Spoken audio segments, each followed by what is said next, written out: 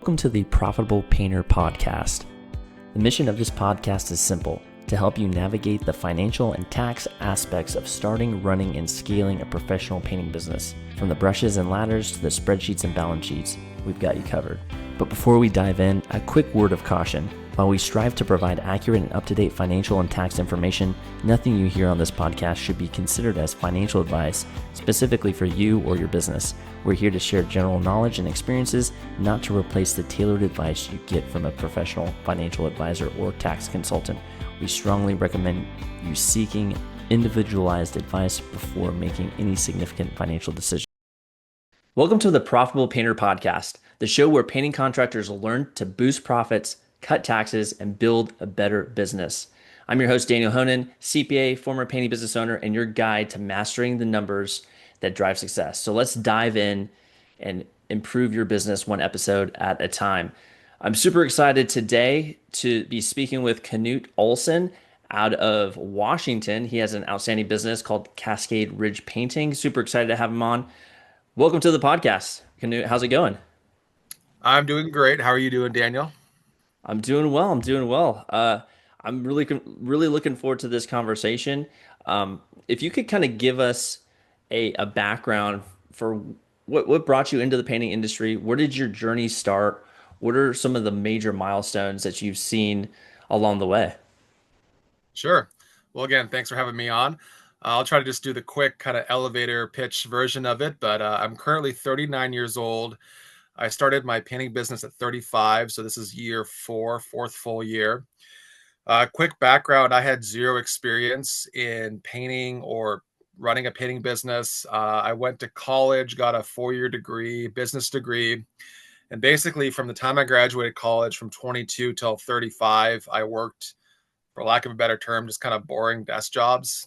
And I knew when I was about 30, I really had that inkling that I wanted to be an entrepreneur, start my own small business, be my own boss, all the benefits that come with that. It was more figuring out, what do I want to do in that business role? What widget am I going to sell, for lack of a better term?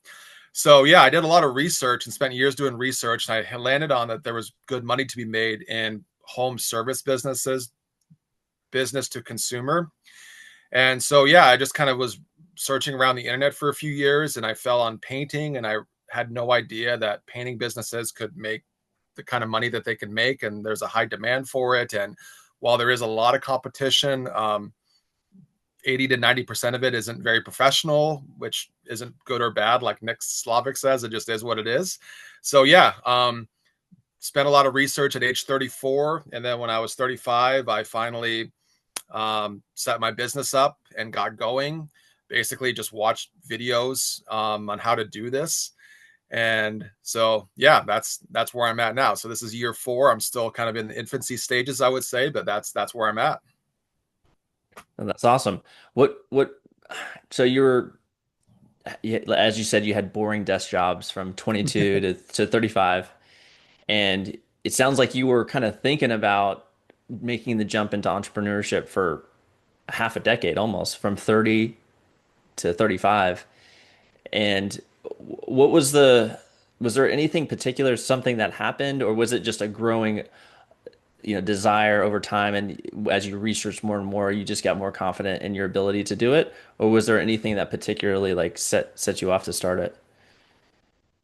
Yeah, there wasn't anything like that. But by the time I hit 30, I just really just didn't like working for people anymore. I would see things that I wanted to do, but I had to like go through the chain of management, and people don't like change. I don't like change. So it's like I just realized I really wanted to start my own business and do my own thing. And it was kind of, for lack of a better term, almost soul sucking, just going to work every day, 9 to 5, doing a desk job, sitting at a desk and doing that kind of work. I just didn't get fulfillment out of it. Starting your own business isn't for everyone, but there is something kind of neat about waking up every morning and kind of, you got to go kill what you're going to eat that day. Like we as business owners, we're not even legally allowed to like have unemployment insurance. We got to cover our own vacation pay, sick pay, which again, that's not for everyone, but I love it. And so I will never go back. And yeah, I love being a small business owner. Yeah. Uh, And I know you're married with kids. We were talking about it before the podcast started. How did your family, especially your wife, take that? Like, because you put it as boring desk job, but a lot of spouses are like, that's stability. How did you did that take some convincing, or was your spouse right on board and everything? Yeah, she's always been very supportive. I didn't do it like cold turkey though. Luckily, I did it very slow. So my first year in business, I still worked my job and kind of did this kind of part-time just to kind of get the ground rolling. And every year I slowly did less hours there and more now. And now I've made the transition where this is my full time what I do. I've been doing that actually for a while now, but yeah. So for anyone listening that is just kind of in that infancy stage, even if you're not married and kids, don't just cut the head off the snake right away. Maybe you can do it slow. You should be able to do maybe, okay, I'm going to take 1 or 2 less days a week that I work and I'm going to focus on the business and do it that way. So what did that look like? Because you said you're in your fourth full year. Mm-hmm. You started around age 35, you're 39 now. What did that look like in terms of like revenue for year 1 to 2 to 3 to 4? Like and how much were you working that boring desk job, and how did you kind of manage the business while you were doing that simultaneously? Yeah. So what I kind of did was during the summer season, I was kind of more 50-50, where I was kind of like half my own business, half the W-2 job. And then in the winter times, I actually would kind of go back to more the full-time job. But just to give you like revenue numbers, so my first year, well, actually my first year and a half in business, I did all the labor myself. I was a solo painter, did everything myself. So year one in business, I made 60K and I did every mistake in the book. I way underbid jobs. I wasn't efficient. I just every mistake you can make. And then year two, that was the year I decided that I'm not going to be on the tools anymore and I'm going to use sub crews. And so year two, I did 225K. Year three, which was last year, I did about 360. And then my goal for this year was to really kind of jump all in, and I wanted to hit 500 this year.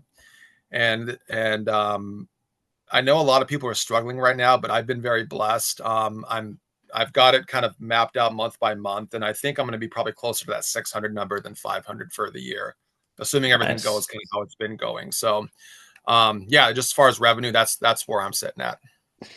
That's awesome. That's getting close to almost doubling the business from the year 3 to year 4. If you hit around 600,000, you did 360 in year 3 to 600. That's a huge jump. So Yeah, congrats to you on that. Um, thanks. so so first year you're doing solopreneur, and as you said, you made every mistake in the book with underpricing and all that. Learned, and I think everyone does. First year it's tough, and the second year you're you brought on some sub crews, so you got off the job site, so you could focus on the sales and production management. Third year, continue that same model, right? Mhm. And then Yes, correct. fourth, Yes. yeah, and then fourth year, is it? Have you brought in like an office manager or anything? Or are you still doing you're doing sales and production management, and you have crews under you? Is that the same structure? Same structure. Yeah, I still do everything myself. I'm PM, I'm sales, I answer phones, I do everything. The only thing I don't do is just the labor, the painting. I have the crews do that. But yeah, I'm still Hmm. doing everything. Yeah. Okay. What is the primary acquisition method? Because I mean, you've had some really strong growth, especially from last year to this year. How are you? Is it all referral based, or do you have some sort of outbound strategy like Facebook or door to door or something? Yeah, so I got that pulled up right now. So out of my leads this year, it's been kind of interesting. About my number one lead source, about 25% of my leads is from Google LSA or Google Guaranteed. Uh, for anyone listening, like that's a no-brainer. Like those leads don't cost very much. They are people that are motivated, they want to buy.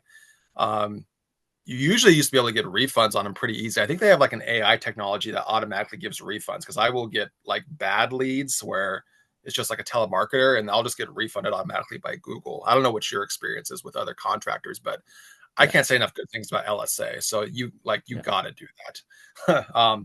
It costs money, but you got to do that.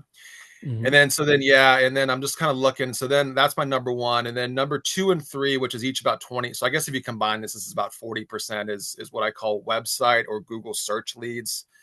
I guess that you could kind of say is the same thing. So maybe that's my number one lead source. So that's majority of them.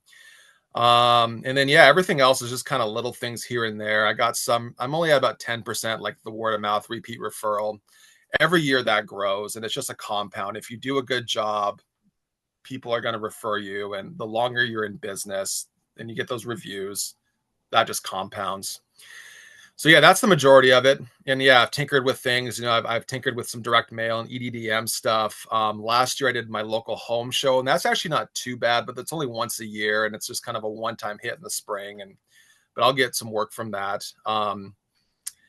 The lead gen sites like Thumbtack and Angie, I have done that before, but this is kind of the first year I finally just kind of cut that off, and I just find it's not as good as it was 4 years ago.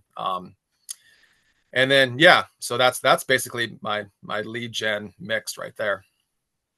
Awesome. Did you, since you're, well, let me start with LSA. So for LSA, you know, a lot of folks that I've spoke to are definitely using Google LSA. And just so for the listener, like it's different than the Google ad, which I think a lot of folks are familiar with. The Google LSA is actually a separate thing that Google's come out with in the last few years. And it basically features kind of local service folks. So if you're a painter near me, you should see it come up.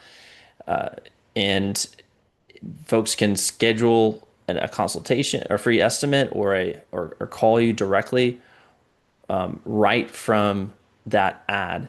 So it's pretty powerful in terms of connecting you with those people who are looking for work to be done. And I guess the downside of LSA is you kind of have a cap on how much you can really spend on Google LSA because you're in a certain area and there's just only so much money you can put into it. Uh, but that's amazing that you're doing that well with it. Did you put in a lot into SEO and into your website? Because I was looking at your website, it looks pretty amazing. I don't know if you did it yourself, you had somebody do it, but I wonder if that is one of the things that's helping your SEO and for you to rank on Google pretty well because a lot of leads seem to be coming from search. Yeah. So go back to LSA. You're correct with everything you said. I used to do AdWords, which is a totally separate thing. I don't do that anymore. And I've heard from other painters that they can't tell that that actually works or not. And especially with the way the Google search has changed, especially this year, where those LSA ads are just like, boom, big green right on the top of the search bar. And it looks so professional. Here's your reviews.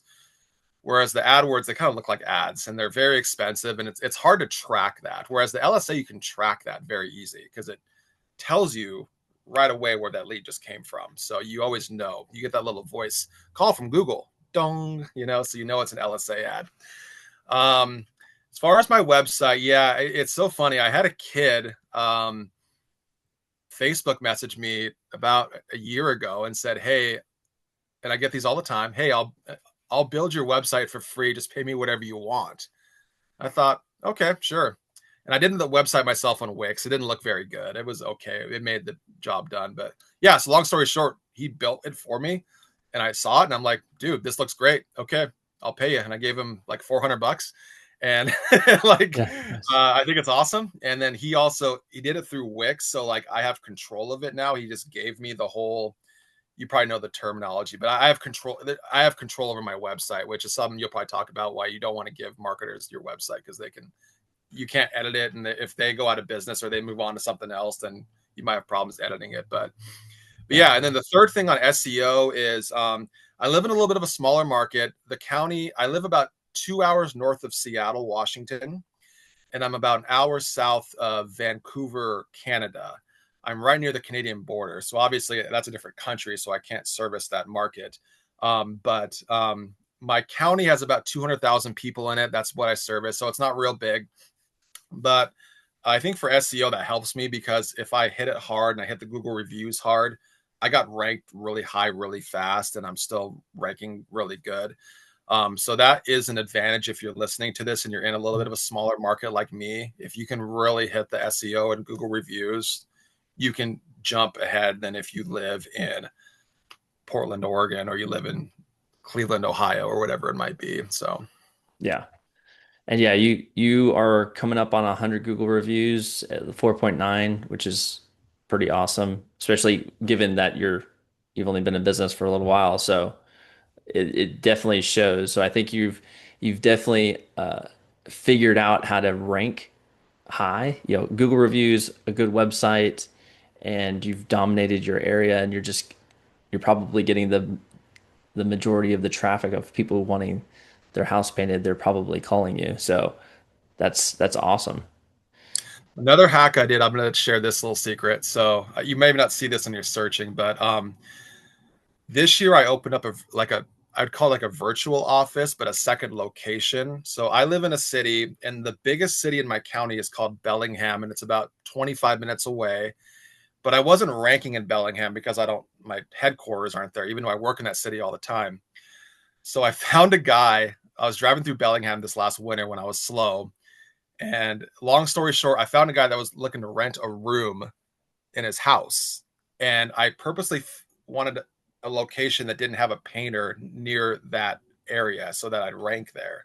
Mhm. So I made a deal with him. Hey, can I have an office here? And I'm going to put signage up, and I'll pay you $200 a month. And then I opened up a second Google location there. So I'm actually trying to I only have like 8 reviews right now. So that one's just started, but I'm doing that to try to rank. And so Mhm. $200 a month basically for SEO is what I'm doing there.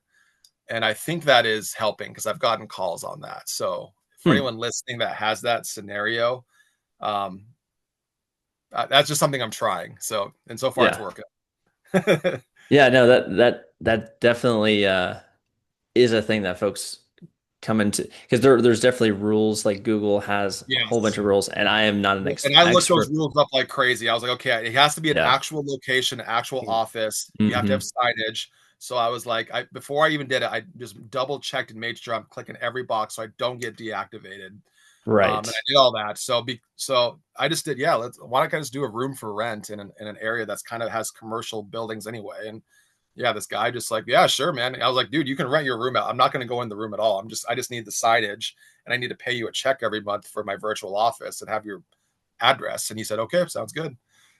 Yeah. Yeah, no, yeah, as long as you're like it sounds like you've done your research. Google does have a bunch of stipulations on making sure you have access to the building and that is a Yes. bona fide, all that stuff. But yeah, that is a good hack to open up or service a different location where your home office or your actual office is not in. So that makes sense. And no, that's good stuff there. So um so you're at 600 or about you're going to hit projected 600,000 this year. What is the kind of the next step for you? Do you, because a lot of folks at this level, when they have sub crews and they're doing the sales, production management, and even the admin work, they often start getting kind of stretched, kind of thin, right around 600,000 to a million, and so they often, bring on someone else to help them. Do you kind of have a plan on the way forward there? Well, yeah, this is something I'd love to pick your brain about and kind of see what other people do. I definitely have recognized like, okay, if I had a PM, that would cut my schedule probably in half right there. And so I'm not doing the PM work. But yeah, no, as far as my daily schedule, I have it pretty dialed in. During this busy season, I only work maybe 30 hours a week, give or take. I always block off my mornings till about noon for just PM admin stuff. And then my daily schedule, I schedule my estimates every day at noon and 2. Those are the 2 times. And I try to do them both, hopefully, in the same town. So I'm not driving across town for each estimate. Sometimes that doesn't work out, but I try my best for that. I don't do Saturday estimates. I don't do evening estimates. I will make an exception if it's like, I just somebody like whatever, but maybe like 1 or 2 of those a year. I don't do it very often. And then I try to be at 2 o'clock, be done with my day after that 2 o'clock estimate and just be over with. I've had the same couple sub crews now for 3 years, and they've been great, and they're pretty autonomous where I can Mm, just like hand them off and they do everything. nice. Um, and it's funny because those were the first 2 crews I hired. And then that first year I tried bringing on other crews and they didn't work out at all. So I'm like, it's funny how it works out because I feel like had it gone the other way, I might have given up and been like, oh, I can't use subs. This Yeah. stinks. But Yeah. yeah, no, kind of rambling, but to go back to your question, I would love to know your thoughts because I'm thinking, okay, 600, usually they say 7% is about a good number for a PM. For an all-in number, that includes, their salary. You got to give them probably a vehicle. You got to, there's payroll taxes. And then it's like, well, that's not very much money for them at that point. And from what I've heard, you got to be hitting that about that million mark before you think about the PM role to make it kind of pencil out. But I don't know. Mhm. What are your thoughts on that? Yeah, no, great question. So a lot of folks, what they'll do is before a full-fledged production manager, they'll hire basically an office person Mhm. to maybe do a few random things. Maybe answer the phone. So those leads coming in from Google LSA so that you can make sure, if you're in an estimate or you're tied up, they are actually, answering the phone consistently. And then maybe, doing admin work like invoicing and maybe helping with coordination with the crews, maybe getting them scheduled or helping getting the colors from the customers, like making sure that they provide those colors and, you know, doing all the button clicking to for project management to make sure the colors are loaded up in Basecamp or wherever you're doing your project management, that you have a production a crew assigned to it and they have what they need and they maybe ordering the paint. So maybe a little, taking some of those tasks that a production manager would do, but you're still the production manager. You're just kind of overseeing the office person and giving them some of the admin tasks, computer tasks, and they're answering the phone, that sort of thing. A lot of folks do that, and the pay typically for an admin, somewhere between 3 and 4% of revenue. Okay. You could maybe get away with. So and it also depends obviously on the how, are they full time versus part time, um, and where you are in your business. So that might be something to take a look at is an office admin that can kind of take some of those computer tasks away from you. Okay. And and that would, also would probably help with your set rate. Like if, getting your phone off of you, because if you miss even just a couple of phone calls a month, I mean, that's potentially booked work that you missed, and that alone would help pay for that person's wage. Yeah, that's true. That's true. Cool. Um, so it sounds like you have really strong crews. And this is a challenge that a lot of folks have is like they want to use subcontractors, but then they're having to continually find new subcontractors because it's just not working out with subcontractors. And it sounds like you've landed on a few crews that are really good. What is the scope of what they do? Are they doing, obviously they're doing painting, but are they doing the initial and final walkarounds? Are they collecting the check? Like what are they getting a Google review? Like where do you draw the line with them? Sure. Great question. So for me, what I found is on the like on an exterior, for example, on the wash day, I will go there with them and the customer, and the three of us will walk the house together and do the pre-job walk all together. I also go and buy all the paint and I deliver all the paint now, which some people listening to that will think, oh, that's crazy. But yeah, I always I have to be there anyway for the pre-job walk. So I just bring the paint there. I always buy all the paint. I feel like I know other people do it where the subs buy the paint out of their own pocket, but I just feel like that's a big hit for them to take. And then, yeah, once we kind of walk it, and then usually the next day, what I'll do is I'll go meet them there the first day they're kind of starting the work, and we'll walk it again and just go through the same thing just so it's super clear. By going through it twice, I have not had a mess up yet. I have not had them paint a door pink that was supposed to be red or anything like it's pretty straightforward, you know. And same with interior too, because it's ceiling, walls, trim. You know, it's hard to kind of once if you got through it twice in 2 different days, they should get it. I don't even wear it at work orders anymore. I used to do that, but I just they I would just see them sitting in their vans, and I was like, "Are you guys even looking at these?" They're like, "No." I'm like, okay, well, I'm gonna stop doing them then. That's a waste of my time. Yeah. And then after that, it's kind of their job. Basically, I might check in once a day. If it's a longer job, I won't even check in at all. They just handle it. And I tell the customer, hey, if there's any little things like, I just did this morning before we hopped on, you know, like I was doing the pre-job walk with the guys, we were washing a house, and the customer pointed out some like nails that they wanted out of there. And I just said, hey, and I just told the customer, hey, if you see anything little like that, just tell my guys as the job's going on. Like they're in control, ask them, and they can do things like that. And they're just, I don't know, they're just happy to do it. They don't see it. My guys don't see it as a burden.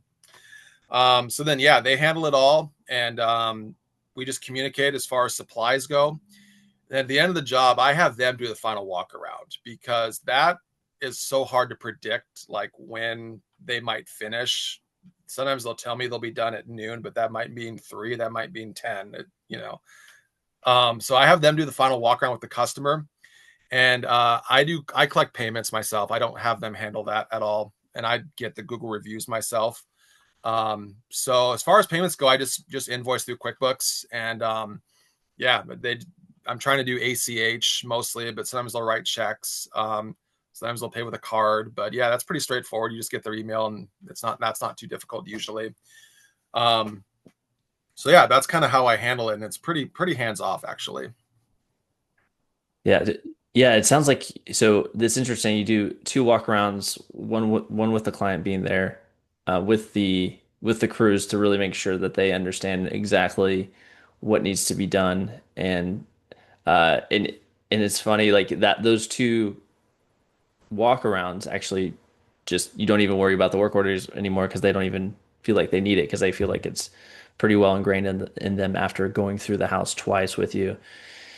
And so is there any other documentation, like pictures that you're taking as well, or is it just pretty much just the walkthroughs that those two times? Yeah, nothing like that. During the estimate, I just take one picture now of the house. And the only Mm. reason for that is it helps me because I do so many estimates, and then usually people don't sign on the spot. Everyone usually gets a couple bids and they'll get back to me, and that's fine. I totally get it. But as I'm getting back to clients and trying to follow up, I actually kind of forget like who that was. Like it's in my phone, hey, follow up with this client. So I go through and I'm like, oh yeah, that's that house that I did 2 weeks ago. Okay, that's right, that's right. That's that person. And I kind of remember little stories about what we talked about during the estimate. But yeah, you know, one thing I should do, and I've been trying to do this, is I've been trying to like before the job starts, do a video walk around. It only takes like a minute or two, just in Hmm. case there's something broken that I can get on video. I almost never remember to do it. I haven't been burned yet, but I'm sure I'm going to get burned bad one time. But no, I don't really do much of that actually. Yeah, I think that's a common thing that I've seen, especially folks that are doing multiple millions.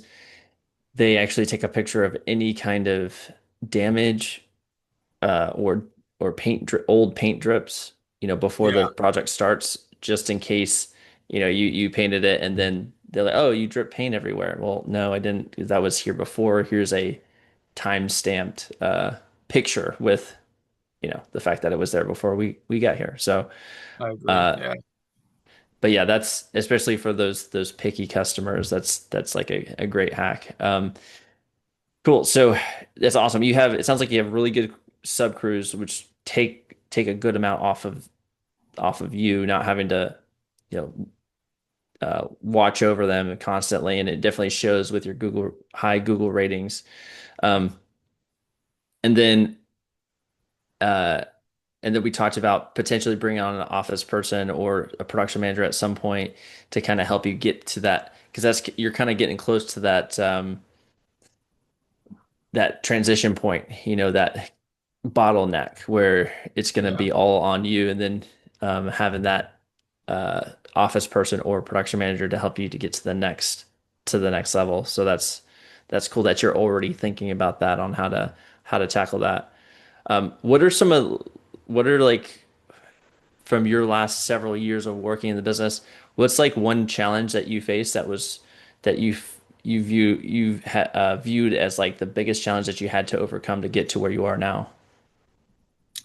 I mean, and this might be a good like thing for everyone. It's like the hardest year in business is your first year, and then your second hardest year is your second year, and it's a hard year, but you look back and say that wasn't as bad as the first year, and so on and so forth. So actually, like every year gets a little bit easier. You just run into things, and then you kind of know, okay, now I know how to handle this in the future. I've done a so much better job of not getting too stressed out about clients anymore. Like I used to get so worried when they would message me and things, and I do so much work now. I don't worry about it as much. Um, so yeah, I guess just it's just that like just know it gets easier. It just you're really basically just washing and repeating. And as you wash and repeat, you add more things on your plate. So like not to go off on too much of a tangent, but like staining work. I used to not do staining work because it was like I heard it can be complex. But I started saying no to too much staining work. So I even this year I'm like, let me try this out. And even last year and this year, now I do more stain jobs because I know them now and I've done them more. And so you can kind of like expand your scope as you grow. Keep it simple early and just know it's gonna be really hard early and you're not gonna make money and it's gonna be tough, but stick with it and it'll get easier. And that's the best advice. Yeah. Yeah. Yeah, for the first year, that's always a tough one. So many lessons to be learned. Getting through that is really, if you keep at it, most people don't. Like the most folks do not start the business, let alone get past the first year. So Yeah. if you could do that, then it's sort of downhill from there. I mean, there's always challenges that come up, obviously, but it's definitely the first year can be pretty difficult.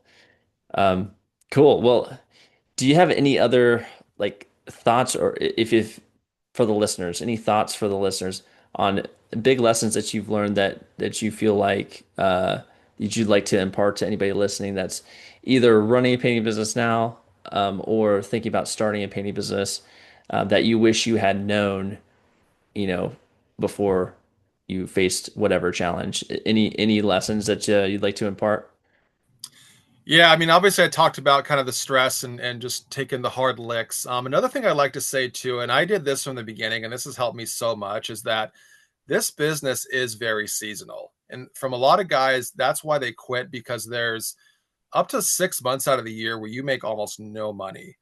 So what you need to do is set up goals and try to, and this is what I do, and I still kind of do this to this day, even at my size. I say, okay, there's going to be 6 months where I make nothing. Put a zero. And then try to make all the other money during quarter two and quarter three when the fruit is ready to be harvested. Hmm. And then when you're in the cold of November, December, January, February, it's like, okay, well, I already had zero here. So any jobs I'm doing here is just gravy. It's just like house money. And that has helped Yeah. me so much with my budgeting, just knowing that and just throwing zeros on there and realizing anything I get's gravy. And then it takes a lot of stress off of you. So I don't think people realize this isn't going to be like you're not going to have 12 months of the same paycheck. You just won't, no matter how big you or small you are. But smaller Hmm. guys get it more than the bigger guys do. So that's another piece of advice I would give for sure. No, that's really good. Like basically, if you're in a seasonal place, which most of the United States is, basically plan for the second and third quarter. That's where all your money's made, and then the first and the fourth quarter, you're gonna make nothing, and use that Yeah. as a planning consideration, and then that way you're prepared for the worst, so to speak. And so if you end up getting jobs in the first and the fourth quarter, that's amazing. It's just icing on the cake, but you've already kind of planned, okay, second and third quarter, this is all the money we're going to make. I think that's really smart to to do that. So that makes a lot of sense. Yeah, yeah, absolutely. Cool. All right. Well, I really appreciate your time, Knut. I think this was a really valuable conversation. For the listeners, if you'd like to join the conversation, feel free to join the Facebook group, Grow Your Painting Business, and ask any questions there as well. But with that, we will see you next week.